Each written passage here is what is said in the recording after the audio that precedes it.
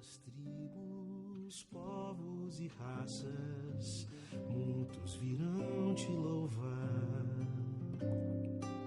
De tantas culturas, línguas e nações, no tempo e no espaço, virão te adorar. Bendito seja sempre o Cordeiro, Filho de Deus, raiz de Davi. Bendito seja o seu santo nome, Cristo Jesus, presente aqui. Lararaia, aiararaia. Remidos, comprados, grande multidão, muitos virão te louvar. Um povo escolhido, teu reino e nação, no tempo e no espaço, virão te adorar. Bendito seja sempre o Cordeiro, Filho de Deus, raiz de Davi. Bendito seja o seu santo nome, Cristo Jesus, presente aqui. Lararaia, aiararaia. E a nós só nos cabe tudo dedicar, oferta suave ao Senhor. Dons e talentos queremos consagrar, e a vida no teu altar, pra teu louvor. Bendito seja sempre o Cordeiro, Filho de Deus, raiz de Davi. Bendito seja o seu santo nome. Eu gostaria de, antes da minha mensagem, nessa noite, fazer menção ao mês de missões da Igreja Presbiteriana do Brasil, mês de agosto. Foi num mês de agosto, no dia 12 de agosto de 1858, que aportava no Brasil um navio trazendo um missionário norte-americano chamado Ashbel Green Simonton. E ele foi o primeiro missionário presbiteriano em terras brasileiras, embora Calvino tenha enviado alguns franceses reformados, mas eles acabaram sendo mortos, né, pela grande perseguição religiosa ainda naquela época. Mas a gente louva a Deus pela vida desse jovem de 26 anos, que viveu apenas 6 anos no Brasil e depois morreu de febre amarela. Vocês acreditam nisso? A sua mãe, na despedida, no seu envio, ela deu um forte abraço no seu filho e disse: eu queria lhe abraçar bem forte, que pode ser a última vez que eu lhe veja. E de fato, quando Simonton teve notícias dela, ela estava muito doente, e naquele tempo demorava muito para chegar aos Estados Unidos e para ir para lá e para voltar. E quando Simonton chegou nos Estados Unidos, em sua única visita, depois que ele veio ao Brasil, ela já tinha falecido. E a nossa igreja tem muitos missionários, graças a Deus, a Igreja Presbiteriana do Brasil. E a nossa igreja local, a Igreja Orvalho do Hermon, a igreja que essa congregação é fortemente ligada, tem alguns missionários. E lá na sede, hoje nós faríamos um momento missionário, e eu gostaria muito de replicar esse momento aqui, tendo em vista que eu estou aqui hoje, eu que estive também na linha de frente, não é? Estava pensando, estava dirigindo, vindo para a igreja e lembrando que depois que eu fui enviado ao campo missionário, eu nunca mais passei o Dia dos Pais com o meu pai. Não é? Em maio de 2004, eu fui enviado ao campo missionário. Então, a última vez que eu passei o Dia dos Pais com meu pai foi em 2003, né? Já fazem, então, quase 20 anos que eu passei o último Dia dos Pais com o meu pai. E realmente a gente paga um preço, né? Simonton pagou um alto preço. E hoje nós temos essa igreja fruto do trabalho, da visão, da coragem, não é, de um missionário que, na verdade, o conselho da sua igreja nem queria que ele viesse, queria que ele ficasse lá. Ele é que disse: foi Deus me chamou e eu vou. E ele realmente partiu, e antes de morrer ele fundou um presbitério, ele fundou um jornal, não é? Ele fundou, enfim, muitas coisas que até hoje tem na Igreja Presbiteriana do Brasil, uma escola. Então realmente deu frutos na sua breve vida. Ele morreu de febre amarela, anos depois da sua chegada, enterrou a sua esposa no campo missionário. Então, um homem de fato, a gente lembra desse mês, pela vida de Simonton também, e por todos aqueles que deram continuidade a esse legado, né? E eu queria mencionar hoje a vida de um missionário que a nossa igreja apoia, um casal que a nossa igreja apoia. Ela, inclusive, se eu não estiver enganado, ela é de Anápolis, a sua esposa, a Elisângela. Ela foi da igreja que o pastor Gabriel era, a igreja, me ajudem aí, o bairro, obrigado, Vila Formosa, exatamente, era dessa igreja. Ela casou-se com um paulista chamado Márcio, e hoje eles servem ao Senhor no Amazonas, lá onde eu também trabalhei como missionário, mas eles estão no município de Tabatinga, né, bem na fronteira do Brasil com a Colômbia, e eles estão desenvolvendo um excelente trabalho ali. A gente escuta muito bem nas notícias que recebemos, e eles estão com o desafio da construção de uma igreja. Na verdade, eles já começaram e estão com esse desafio de concluir essa igreja. É uma igreja bem interessante, porque é uma igreja onde vem indígenas de várias etnias, com várias línguas diferentes. Ele, inclusive, descreve a igreja como uma igreja multiétnica. Então, vamos orar pela vida dele, tirar um tempo para a gente orar por missões nessa hora, e vamos, de uma forma especial, orar pelo Márcio, todos os missionários que se dispuseram, né, que saíram da cadeira, do banco da igreja, e disseram: eis-me aqui, né, atenderam o chamado de Deus. O Senhor os enviou, a igreja tem os apoiado. Hoje nós temos muitos missionários passando privações por causa da alta do dólar. Então, missionários que estão fora do país, que dependem do dólar, né, recebem dólar, eles trabalham com essa moeda no seu dia a dia. Eles tiveram uma grande perda, inclusive a nossa missionária que está em Guiné-Conakry, alguns já devem ter ouvido falar. Ela cuida de muitas crianças, a Regina, e ela me falou outro dia que ela recebia, como a moeda de lá não é dólar, é uma moeda bem desvalorizada em relação ao real.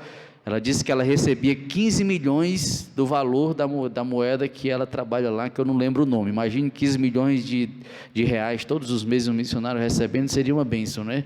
Mas ela diz: pastor, mas agora só chega 13 milhões, ou é 11 alguma coisa, e isso tem nos feito passar algumas privações, alguma dificuldade. Então vamos orar porque é Deus que tem sustentado os missionários, foi Deus que sustentou o Simonton no campo, para que a igreja presbiteriana surgisse, e é Ele que continuará sustentando os seus servos onde Ele quiser, para a sua glória, porque é para isso que nós vivemos e que é para isso que nós devemos caminhar. Ok? Vamos orar, mesmo no seu lugar. Se você quiser ficar em pé ou quiser ficar sentado, vou dar a mesma liberdade que o dirigente deu aqui. Vamos fazer uma oração por missões. Nesse momento, coloque diante de Deus a sua vida. Algumas semanas atrás eu preguei aqui sobre missões, sobre a necessidade de nós termos esse compromisso missionário, dessa necessidade nós temos de também participar dessa obra, não somente como ouvintes, mas também sermos participantes, orando, contribuindo. Vamos participar, porque isso é o plano de Deus para nossas vidas, para a sua igreja. Deus, muito obrigado, Senhor, muito obrigado, porque durante esse mês a tua igreja para e lembra um pouco de missões, e nunca foi tão oportuno falar de missões e da necessidade dos missionários, no momento em que nós vivemos de crise, e é claro que os missionários também são afetados, essa crise mundial da pandemia do coronavírus, dificuldade de desenvolver o ministério, e até mesmo dificuldade de ter acesso a um valor de sustento que seja suficiente para as suas necessidades. E a minha oração é que o Senhor esteja sustentando todos os missionários, todos aqueles que têm vivido fielmente, pregado com zelo a Tua palavra, com fidelidade. E nós queremos colocar de uma forma especial a vida do pastor Márcio e sua esposa Elisângela e seus filhos, que estão ali no Amazonas, em Tabatinga. Que o Senhor abençoe suas vidas, abençoe a construção dessa igreja. Certamente ela foi paralisada com esse problema do coronavírus, mas que eles possam ir até o final. Se Deus colocou isso nos seus corações, Deus certamente vai cumprir os teus planos. E nós pedimos ao Senhor que a tua igreja seja uma igreja missionária, porque quando ela deixar de ser missionária, ela vai perder o sentido de existir. Por isso nós queremos que o Senhor sempre nos incomode, sempre nos lembre do nosso compromisso missionário, em nome de Jesus, amém. Amém? Abram suas Bíblias em Filipenses, capítulo 4, Filipenses capítulo 4, versículo 10.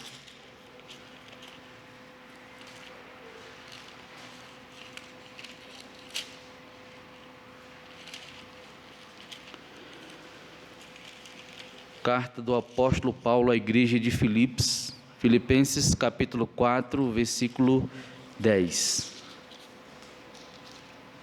Diz assim a palavra do Senhor: alegrei-me sobremaneira no Senhor, porque agora uma vez mais renovastes a meu favor o vosso cuidado, o qual também já tinhais antes, mas vos faltava oportunidade. Digo isto não por causa da pobreza, porque aprendi a viver contente em toda e qualquer situação, tanto sei estar humilhado, como também ser honrado. De tudo e em todas as circunstâncias já tenho experiência tanto de fartura como de fome, assim de abundância como de escassez. Mas, vamos pronunciar esse versículo juntos. Mas tudo posso naquele que me fortalece. Amém, irmãos? Vamos orar uma vez mais. Senhor, muito obrigado pela Tua palavra, que essa palavra fale ao nosso coração, que o Senhor ministre ao nosso coração, na nossa necessidade, e que o Senhor possa, com o Teu Espírito, ter liberdade para agir, para nos exortar, para nos ensinar, para nos consolar, em nome de Jesus, amém. Irmãos, eu gostaria de falar sobre gratidão nessa noite. Vivemos dias difíceis, com toda essa pandemia que tem mudado a vida de pessoas no mundo inteiro. Temos vivido aí dias de insegurança, dias de incertezas. Na verdade, nunca houve na história um momento em que as pessoas não conseguem fazer projeções, né, para um tempo mais, um prazo mais longo, porque tudo ainda está indefinido, né? E eu penso que mesmo os maiores especialistas em suas projeções, eles estão com uma certa ponderação.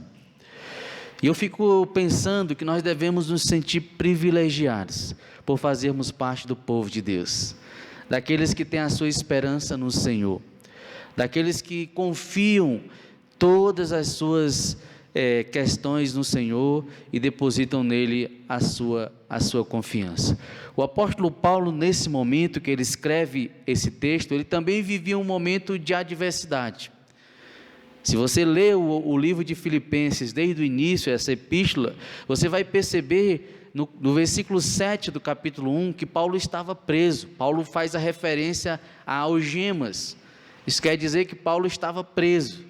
Paulo escreve essa carta preso, e há uma certa discussão sobre o local em que Paulo estava. Eu não vou entrar muito nesse mérito, não é a minha intenção. Ele estava preso certamente em alguma das cidades por onde ele ficou preso por pregar o Evangelho, mas a verdade é que Paulo estava, assim como todos os demais, encarcerados ali, privados da sua liberdade. Quem aqui gostaria de estar, nesse momento, privado de sua liberdade? Não é algo que nos traga muito conforto, não é algo que nos traz muita alegria, não é algo que nos traz muita motivação. Mas o que nos surpreende é que Paulo escreve uma carta que vai ficar conhecida como a carta da alegria. Como pode um encarcerado estar tão alegre, estar tão motivado, estar com tanta esperança, que ele escreve uma carta tão curta, mas que nessa carta a palavra alegria aparece 17 vezes. Então essa carta é uma carta que sempre deve ser lida quando você estiver triste, quando você estiver tentado a reclamar da vida, quando você estiver tentado a achar que Deus não está lembrando de você e do seu problema. Você tem que ler a carta de Filipenses. É uma carta tão curta que você lê numa sentada. Se fosse lá na minha cidade, eu dizia, você lê naquela sentada na rede, mas aqui o pessoal não costuma usar rede, né? Porque aqui é frio, né? Mas essa carta é uma carta especial de Deus, porque fala sobre alegria. E eu gostaria de falar de algo de onde Paulo extraiu esse sentimento, essa atitude de alegria. Para mim, Paulo estava muito grato a Deus, muito grato a Deus. E o texto que nós lemos mostra que essa gratidão não tinha uma ligação com as circunstâncias. O que me faz pensar que na Bíblia a gratidão é uma atitude, é uma decisão. Não deve ser algo movido na nossa vida pelas circunstâncias. Ah, pastor, mas como que o senhor quer que eu esteja grato se aquele irmão fez isso comigo? Ou se aconteceu isso, ou se eu perdi o emprego? Como é que o senhor quer que eu esteja grato? Não, está acontecendo tanta coisa ruim na minha vida que não tem como eu agradecer a Deus por isso que está acontecendo. Eu lembro que ainda antes de conhecer a minha esposa, eu ouvi uma pregação, ou li em algum livro, eu não vou dizer ao certo, porque eu realmente não lembro exatamente, que dizia, agradeça pela sua esposa. Eu disse, eu vou fazer isso então. Eu quero ser missionário, eu quero um dia ter uma esposa para ela ir para o campo missionário comigo. E era interessante, porque eu agradecia, eu sentia uma sensação estranha, né, de agradecer por algo que ela não existia ainda. E parece que a gratidão na vida do cristão, na vida do crente, é meio que isso mesmo. É agradecer, mesmo que você não esteja contemplando muitas vezes circunstâncias favoráveis para isso. Vocês estão conseguindo entender? Eu vou agradecer, eu vou ser grato independente das circunstâncias. E Paulo ensina isso muito claramente nesse trecho que lemos. Porque o que acontece aqui? Deus usa uma igreja pequena que Paulo havia plantado na Macedônia, né? A igreja de Filipos não era uma grande igreja, não era uma igreja de pessoas abastadas, mas era uma igreja muito especial para Paulo, porque era uma igreja que havia assumido com ele um compromisso desde o início do seu ministério. Você vai ler isso no capítulo 1, você vai me prometer que você vai ler, se você está se sentindo triste, hoje antes de dormir você vai ler toda a carta de Filipenses, e você não vai se arrepender. Porque essa carta fala de alegria, fala de gratidão, mas fala de uma alegria, de uma gratidão que provém de um coração que não tinha, de uma pessoa que não tinha circunstâncias favoráveis para estar alegre e para estar grato. Ele entendia que gratidão era uma atitude do cristão diante de Deus. Eu vou ser grato, porque Deus é Deus, independente do que eu estiver passando, independente das circunstâncias, eu vou agradecer, porque Deus vai certamente, no momento certo, agir. E é interessante, porque nos versículos seguintes, nós não chegamos a ler, Paulo inclusive fala, olha, eu não estou falando isso porque eu recebi uma oferta, ou porque eu recebi uma visita, eu estou falando isso porque eu creio num Deus todo-poderoso, que está no controle de todas as coisas. Se eu estou nesse momento preso, Ele sabe por quê, e Ele vai cumprir todas as suas promessas. Amém, irmãos? Mas como um bom presbiteriano que gosta de sistematizar o meu sermão em 3 pontos, eu gostaria de, então, versículo por versículo com vocês, tentar entender, não é, de forma bem sistematizada, um pouco essa mensagem que Paulo consegue transmitir para o nosso coração a partir desse texto. E a partir do versículo 10 eu gostaria de falar o seguinte: eu queria que você cresce nisso. Deus cuida dos seus, Deus cuida dos seus servos, Deus cuida de nós.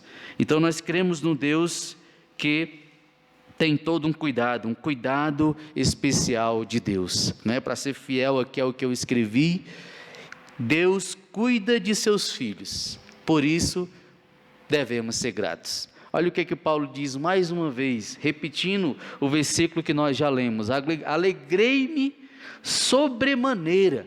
Então era uma alegria fora do comum, era uma alegria que de certa forma não tinha muito sentido de ser, mas ela era tão forte no seu coração naquele momento, ela era tão evidente no seu coração naquele momento, que ele era capaz de sair pulando e cantando e dando glória a Deus, da mesma forma que aquele cego que foi curado na estrada de Jericó, amém? Da mesma forma que alguém que acabou de receber uma bênção, que passou muito tempo orando e que já tinha perdido até a esperança. Essa é a gratidão que invade o seu coração nesse momento. E ele nem tinha recebido a notícia de que ele iria ser liberto. Ele nem tinha recebido a notícia de que aquele sofrimento iria passar. Ele diz: porque agora uma vez mais renovaste a meu favor o vosso cuidado, o qual também já tinhais antes, mas vos faltava oportunidade. Então aquela visita, a visita de um irmão chamado Epafrodito, que você vai ver o seu nome aí no versículo, se você for lendo esse texto, você vai conseguir ver Paulo falando do contexto dessa visita. Epafrodito chega com uma oferta para Paulo, naquele momento de dificuldade, e eu creio que Paulo estava mais interessado, era na visita, era na manifestação do amor e do cuidado de Deus, possibilitando que alguém fosse até ele, orar com ele em meio ao seu sofrimento, demonstrar para ele que havia uma igreja orando com ele. Por isso que eu creio muito na bênção que é visitar missionários em seus campos de trabalho. Não é? Às vezes a gente envia os missionários e a gente acredita que eles são super-heróis, né? Super-homens, super-crentes. Eles não passam por dificuldades, porque eles estão lá. Uma vez eu ouvi até alguém dizer: eles não têm tempo nem de pecar, porque eles estão ali fazendo a obra de Deus, tem tanta coisa para fazer, mas são pessoas como eu e você, necessitadas da graça de Deus, da misericórdia de Deus. E assim como Paulo aqui expressa a sua gratidão a Deus por ter sido lembrado por essa igreja que com carinho envia um irmão para visitá-lo na prisão. Então é muito importante a gente lembrar disso. Como desdobramento desse cuidado, eu gostaria de falar somente duas coisas, porque eu fiquei sabendo que eu tenho um pouco mais de 30 minutos, então eu tenho que ser bem breve. A primeira coisa é: o cuidado de Deus é privilégio dos que permanecem nele, amém? O cuidado de Deus é privilégio dos que permanecem nele. Qual é a grande diferença entre um crente servo do Senhor, fiel ao Senhor, e aquele que não vive segundo a vontade de Deus e os princípios da palavra de Deus? Eu gosto de pensar na figura de um grande círculo, não é? E de que bem no centro, não é? Bem no centro você está mais protegido, porque quando você se aproxima da extremidade desse círculo, você está mais vulnerável, porque quem é que está na extremidade desse círculo como um leão que ruge para nos tragar? Todos nós sabemos. Todos nós sabemos. E quanto mais nos distanciamos dos propósitos de Deus para nossas vidas, quanto mais nos distanciamos da vontade de Deus para a nossa vida, mais nos aproximamos dessa extremidade e ficamos vulneráveis à mercê de algumas questões que não seriam agradáveis vivermos e passarmos, mas que acabamos passando por não permanecermos no Senhor. Nós vemos alguns exemplos na palavra de Deus. Nós vemos o próprio Davi falando no Salmo 34, no versículo 7, quando diz: o anjo do Senhor acampa-se ao redor de quem, gente? Dos que o temem e os livra. Nós temos o próprio Jesus falando em Mateus capítulo 7, de 25 a 34, quando fala do cuidado de Deus na vida daqueles que esperam em Deus, e dizem: olha, vocês não precisam se preocupar, Vejam os pássaros, eles não acumulam alimento para se alimentar, mas todos os dias eles têm o que comer. Olhem os lírios do campo, eles não estão preocupados com as vestes, mas eles se vestem melhores do que o rei Salomão em toda a sua glória. E ele então termina dizendo: buscai em primeiro lugar o reino do céu e sua justiça, e todas as coisas vos serão acrescentadas. Isso mostra que Deus cuida daqueles que permanecem nele, daqueles que estão sempre aos seus pés, buscando a sua vontade e a intimidade com o Senhor. E a segunda coisa sobre esse cuidado é que ele se manifesta especialmente nos momentos de adversidade da vida. Então Paulo estava vivendo um momento de adversidade, e o cuidado de Deus se manifestou de uma forma muito singular na sua vida. Parece que aquela visita ela tinha um sabor muito especial. Imagine a alegria de alguém que está preso, privado do convívio com as pessoas quem ele ama, de poder receber uma visita nesse momento de algum ente querido. Realmente isso faz toda a diferença. E para Paulo demonstrava o amor e o cuidado do próprio Deus na sua vida. Olha o que diz em Naum, capítulo 1, versículo 7. O Senhor Deus é bom. Em tempos difíceis ele salva o seu povo e cuida dos que procuram a sua proteção. Amém? Em 1 Pedro 5,7 ele diz: entreguem todas as suas preocupações a Deus, pois Ele cuida de vocês. Amém? Deus cuida dos seus filhos, e Ele cuida especialmente nos momentos de adversidade da vida. Podemos sentir a sua presença. Eu gosto muito de uma ilustração bem conhecida, que é Pegadas na Areia, né? E ela é tão conhecida, mas quando nós passamos por dificuldades, a gente não lembra dessa ilustração. Eu falo por experiência própria. Às vezes é fácil a gente falar para alguém que está passando por uma dificuldade, mas parece que Deus não está lembrando do meu sofrimento, da minha necessidade, da minha causa. Eu tenho orado, eu tenho buscado, eu tenho feito tudo direitinho. O que está acontecendo? Qual o problema? E na verdade, quando a gente lembra daquela ilustração, a gente mostra claramente que nesse momento Deus está exatamente nos carregando nos braços, né? Ele está exatamente cuidando de nós. E às vezes não conseguimos perceber o seu cuidado, a sua presença. Segunda coisa que eu gostaria de extrair da passagem que nós lemos das Escrituras é que Deus dá contentamento aos seus filhos. E algo que está muito interligado com gratidão é essa palavra contentamento. Olha o que a palavra de Deus diz no versículo 11. Digo isto não por causa da pobreza, porque aprendi a viver contente em toda e qualquer situação. Tanto sei estar humilhado, como também ser honrado. De tudo e em todas as circunstâncias já tenho experiência, tanto de fartura como de abundância e de escassez. Então eu gostaria de enfatizar, eu aprendi a estar contente em toda e qualquer situação. Irmãos, é muito comum as pessoas não se contentarem com o que elas têm e nem com o que elas são. As pessoas que têm muito dinheiro estão sempre fazendo alguma reforma no próprio rosto, né? No seu próprio corpo, na cor do seu cabelo. Por quê? Porque há um descontentamento, especialmente no coração daqueles que não conhecem ao Senhor, com isso, com o que é e com o que tem. Com o que tem, nem se fala, né? A ganância daqueles que têm muito em ter cada vez mais, né? E muitas vezes a ênfase dada para aqueles que têm menos, para os bens materiais, né? De buscar isso como algo muito importante, como algo que traz tristeza ao coração, o fato de não ter isso ou aquilo.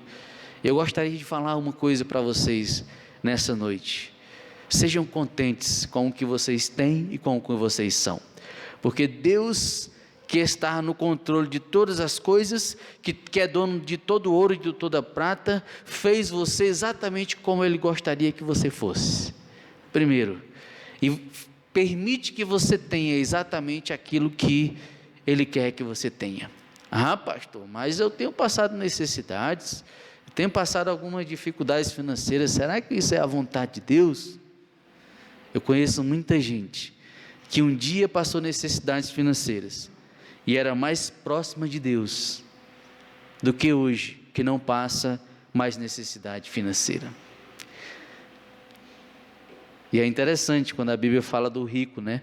Ela sempre fala de alguém que põe a sua fé, que põe o seu amor, que põe a sua prioridade exatamente nisso. E é realmente um grande desafio ter muito dinheiro e, mesmo assim, ser servo do Senhor. Eu costumo dizer que eu peço a Deus sempre que eu nunca tenha dinheiro suficiente para que Ele não encontre o caminho do meu coração, para que Ele de fato não passe a ser a coisa mais importante na minha vida, porque isso vai trazer danos espirituais para a minha vida muito grandes. Isso pode ser muito ruim para mim, para a minha família. Dentro desses dois aspectos de ter e ser, eu gostaria de mencionar o texto de Hebreus capítulo 13, versículo 15, quando ele diz: seja a vossa vida sem avareza, contentai-vos com as coisas que tendes, porque ele tem dito: de maneira alguma te deixarei, nunca, jamais te abandonarei. Amém? Em 1 Timóteo 6, de 6 a 8 diz: grande fonte de lucro é a piedade com contentamento, porque nada temos trazido para o mundo, nem coisa alguma podemos levar dele. Tendo sustento e com o que nos vestir, estejamos contentes. Amém, irmãos? Graças a Deus. Deus nos deu o suficiente para viver, glória a Deus. Ah, pastor, o vizinho é ímpio, ele tem muito mais do que eu. Caminhe com o Senhor, seja grato pelo que você tem, deixa o vizinho para lá, caminhe com o Senhor, fale de Jesus para ele, porque se ele tem muito mais, então um dia que ele entrar na igreja, ele vai ser um bom dizimista. Louve ao Senhor pelo que você tem e pelo que você é. Ah, pastor, eu queria ter uma voz bonita para me cantar lá no louvor, lá na frente. Qual é o seu dom? Ah, eu gosto de servir as pessoas. Vocês sabiam que eu falo às vezes por diácono? Meu sonho era ser diácono, porque eu sou muito tímido, e o diácono, ele não fala muito, né, porque ele fica mais servindo nos bastidores, e ele faz algo que eu admiro, servir, né? Ele tem o dom do serviço, que é o dom que deve ser mais valorizado no meio da igreja, o serviço voluntário, o serviço com alegria, o serviço que realmente agrada ao Senhor. Em terceiro lugar, eu gostaria de falar o seguinte, baseado no último versículo que nós lemos, inclusive lemos juntos, é que para que esse contentamento exista, precisamos crer que Deus é a força de seus filhos. Então Paulo sabia disso aqui, Paulo sabia que Deus é a força de seus filhos, e era por crer nisso que ele tinha essa alegria expressa nesse texto, que ele tinha essa gratidão expressa nesse texto, porque enquanto o crente não tiver essa convicção de que Deus é a nossa força, de que no meu caminhar eu dependo de Deus, porque se eu não depender de Deus, quando as minhas forças acabarem, acabou.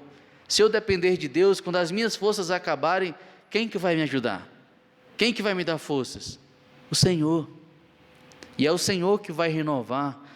E o próprio Jesus diz, do teu interior fluirão o quê? Rios de água viva. Vocês já viram algum rio que seca? Eu nunca conheci um rio que seca. Porque ele está sempre se renovando, ele tem vida, e a sua vida nunca acaba. Assim é uma vida sustentada aos pés do Senhor, arraigada aos pés do Senhor. É uma vida que dá frutos, é uma vida que está na caminhada, é uma vida que se renova, é uma vida que se tropeçar, levanta e continua a caminhada.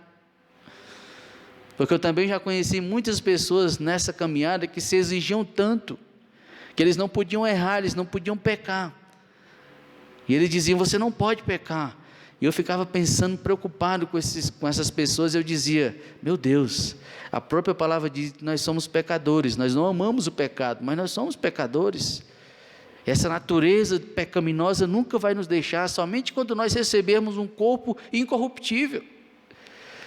É por isso que essa pessoa precisa conhecer, eu e você precisamos conhecer a graça de Deus, porque é essa graça que faz Paulo afirmar, tudo posso naquele que me fortalece. Alguém que não depende de Deus, que não tem temor a Deus, não diz isso. Ela pega o seu dinheiro, né? Levanta e diz: eu tudo posso porque eu tenho dinheiro. Ou ele pega qualquer outra coisa e diz: tudo posso porque eu tenho isso. Das principais representações de poder, né? Quem tem dinheiro tem poder, tem a capacidade de fazer muitas coisas. Mas eu vejo muitos ricos, por exemplo, não tendo dinheiro para salvar a vida de um ente querido. Nessa pandemia do coronavírus mesmo, morreu uma das pessoas mais ricas da Espanha. Se eu não estiver enganado, é um dos principais acionistas do Santander, aquele banco que a gente conhece, né? E as filhas, né, depois deram um depoimento dizendo: meu pai, com tanto dinheiro, a gente fica impressionado, porque ele morreu sentindo falta de alguma coisa, de uma coisa que todos nós temos sem precisar pagar. De quê? Porque o coronavírus, ele compromete as funções respiratórias. Então ele morreu com falta de ar, de algo que o dinheiro dele não podia fazer nada. Por quê? Porque o ar está disponível para todas as pessoas. Então vejam que a gente realmente precisa depender do Senhor e crer que Ele é a nossa força sempre, sempre, sempre. Dentro desse aspecto, eu gostaria de falar só duas coisas. Primeiro é que somos fortalecidos pela certeza do cumprimento das promessas. Então Paulo tinha essa convicção, por isso que ele acreditava que Deus era a sua força, porque ele sabia que Deus iria cumprir todas as suas promessas. Amém? Temos que ter essa convicção também. Em Filipenses 3, em uma outra passagem dessa mesma epístola, ele mesmo diz: prossigo para o alvo, para o prêmio da soberana vocação de Deus em Cristo Jesus. Só afirma isso quem tem convicção do cumprimento das promessas eternas. Amém? Eu prossigo para o alvo, ou seja, eu caminho porque eu tenho certeza plena de que eu vou alcançar o alvo. E para isso, eu preciso ter a certeza da salvação, né? De que eu tenho uma aliança, um pacto com Deus, e Ele vai cumprir todas as suas promessas a partir desse pacto que eu tenho com Deus. E o segundo aspecto é que somos sustentados pela graça. Se Paulo não tivesse essa consciência de que ele era sustentado pela graça, ele não ia dizer: tudo posso naquele que me fortalece. Ele tudo podia. E o próprio Jesus diz: se vocês tiverem fé do tamanho de um grão de mostarda, vocês poderão mover esse monte para outro lado. É exatamente isso. É a certeza de que nós temos um Deus que é grande, de que nós podemos esperar nele, de que nós podemos confiar nele. Mas pastor, eu vejo a cada dia as coisas ficando difíceis, o meu emprego está ameaçado com essa pandemia.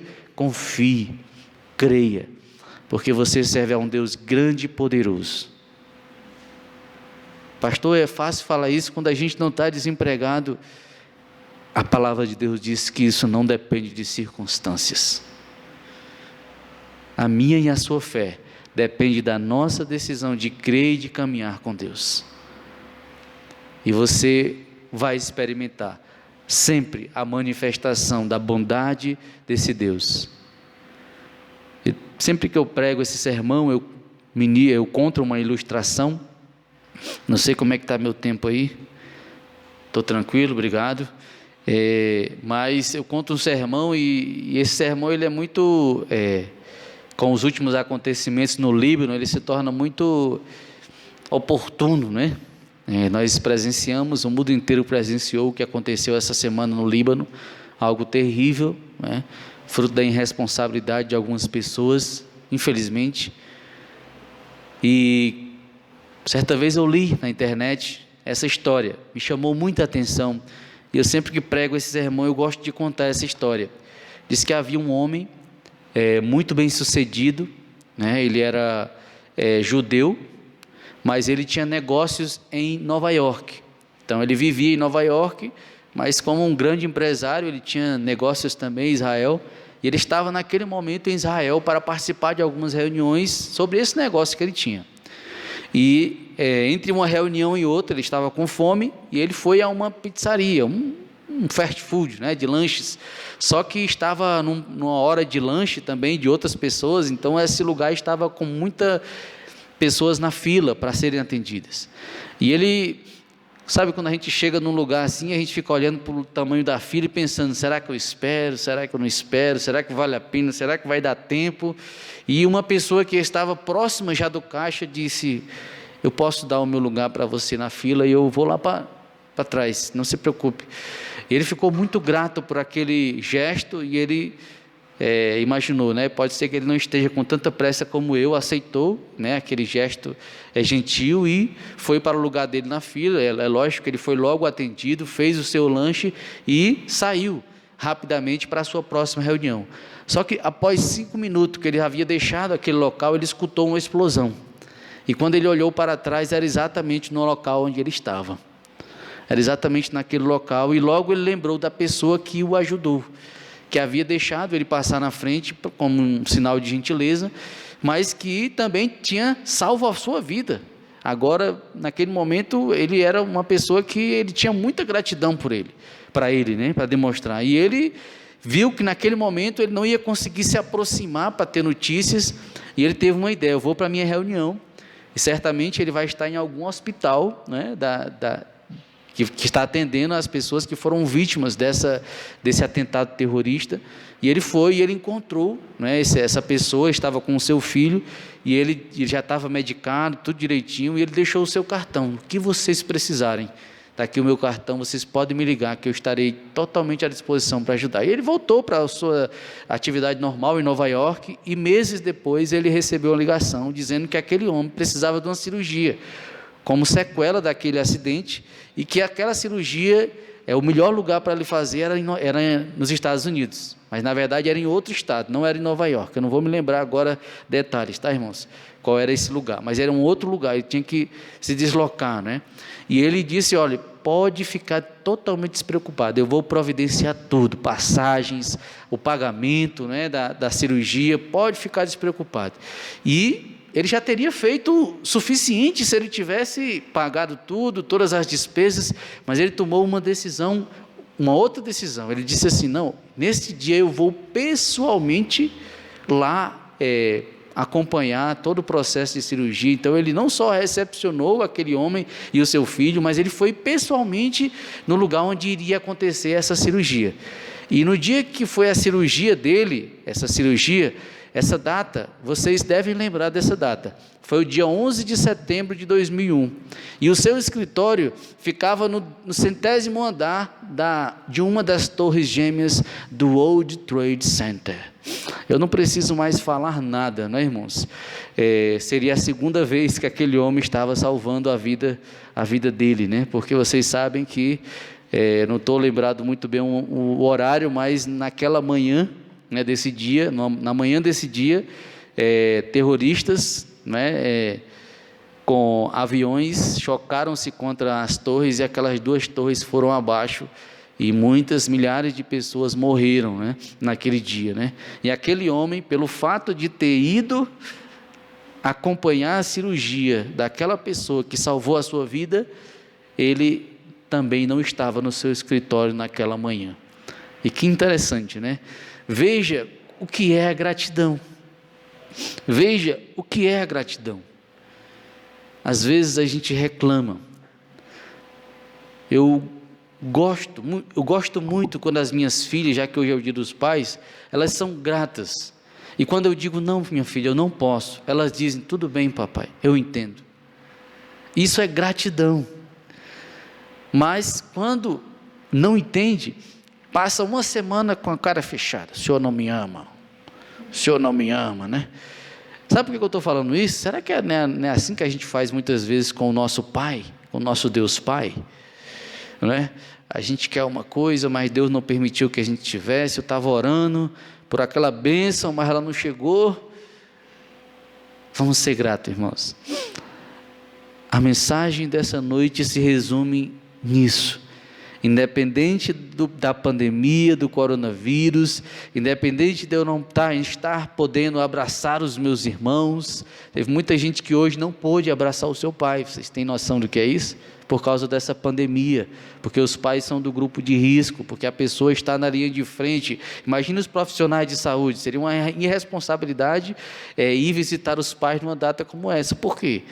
Não sei, eu não estou dizendo, viu, se tem alguém aqui da saúde que foi visitar seu pai, eu estou dizendo assim, que é um risco, daqueles que estão nessa condição. Realmente a gente precisa tomar muito cuidado, porque muitas pessoas têm falecido. Infelizmente alguns têm tido poucas reações, mas outros têm tido muito problema com esse problema. Então vamos nos cuidar, amém? Vamos ser gratos, simplesmente gratos, mesmo que as circunstâncias não sejam favoráveis. É isso que o apóstolo Paulo nos ensina quando ele escreve essas palavras, envia para a igreja de Filipos. Hoje nós lemos e aprendemos com o apóstolo Paulo que, independente das circunstâncias, devemos ser gratos. Curva a sua cabeça, vamos orar.